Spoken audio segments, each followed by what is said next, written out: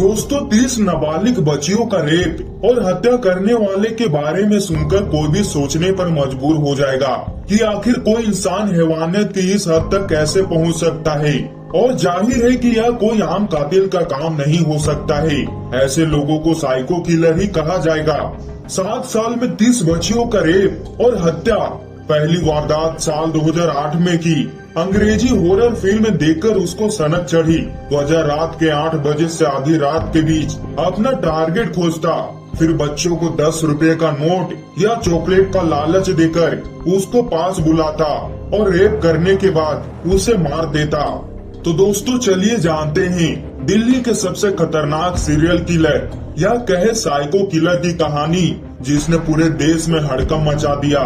तो दोस्तों वीडियो में आगे बढ़ने से पहले वीडियो को लाइक और चैनल को सब्सक्राइब करके बेल आइकन को ऑल जरूर करिएगा। कहते हैं कि उसने 2008 में पहली घटना को अंजाम दिया। उस समय उसकी उम्र 15 साल थी। अब उसने बच्चे को अपनी हवस का शिकार बनाना शुरू कर दिया। हवस का शिकार ही नहीं, उन्हें मारना भी शुरू कर दिया।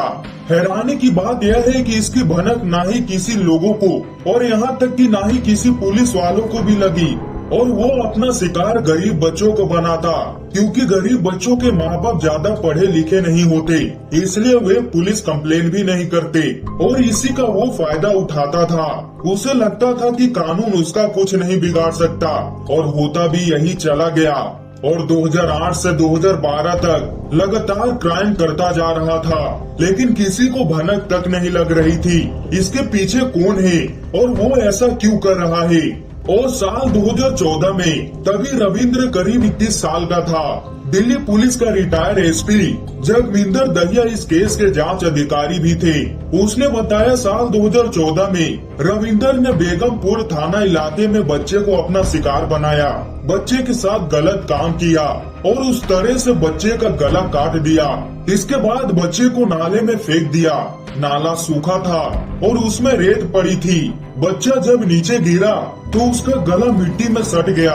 इस वजह से उसका खून निकलना बंद हो गया और रविंद्र ने सोचा कि वो मर गया है, लेकिन उसकी किस्मत अच्छी थी कि एक बीट कांस्टेबल ने बच्चे को नाले में पड़े देख लिया और वो बच गया। और इस सिलसिले में मुकदमा दर्ज हुआ और रविंदर को गिरफ्तार कर लिया गया। और 2014 से लेकर 2015 तक आरोपी रविंद्र जेल में ही रहा। और बेगमपुर के उत्सव विहार इलाके में जिस जगह पर रविंद्र का परिवार रहता था, उसके पड़ोस में सनी वर्मा नाम का लड़का रहता था। सनी के पिता रविंद्र के पिता को जानते थे, वो ही इस केस में जमानती बने। लिहाजा रविंद्र 1 साल के बाद उन्हीं की बदौलत बाहर आ पाया। लेकिन कहते हैं कि सनी के पिता और सनी का रविंदर के परिवार में आना जाना हो गया। इसकी वजह थी रविंदर की मां। एक दिन सनी ने रविंदर को रेडियो ठीक कराने के बहाने से घर से बाहर भेज दिया। वहां उसने रविंदर की मां के साथ शारीरिक संबंध बनाया।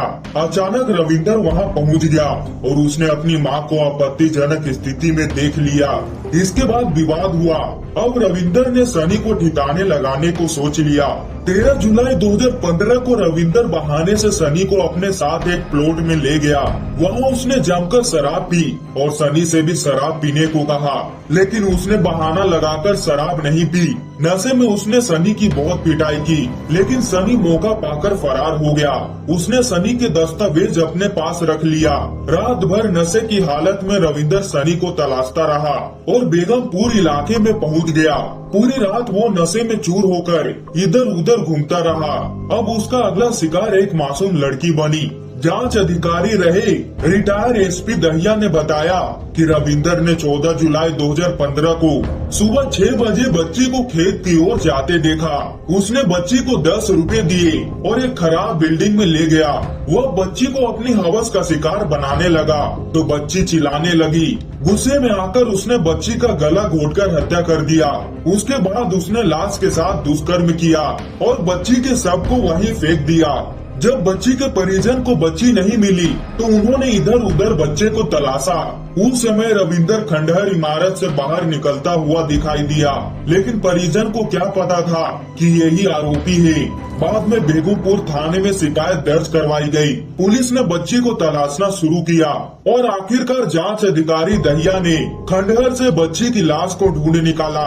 रविंदर ने बच्ची की लाश के पास सनी के दस्तावेज फेंक दिए थे। बस यही गलती उसे भारी पड़ी। पुलिस सनी तक पहुंची और उसे यह पूछा गया कि उसके दस्तावेज मौके पर कैसे पहुंचे, तो उसने रविंदर का नाम ले लिया और 2008 से लेकर 2015 तक उसने 30 से भी ज्यादा बच्चियों को अपना शिकार बनाया। बाद में पुलिस ने उसे अरेस्ट कर लिया और बच्चियों के मर्डर के मामले में कोर्ट ने उसे दोषी पाया। तो दोस्तों, एक थी दिल्ली के सबसे बड़े सीरियल किलर, यह कहे साइको किलर की कहानी जिसने पूरे दिल्ली में दहशत फैला दिया। तो दोस्तों, इस पर आपकी क्या राय है, कमेंट करके जरूर बताइएगा।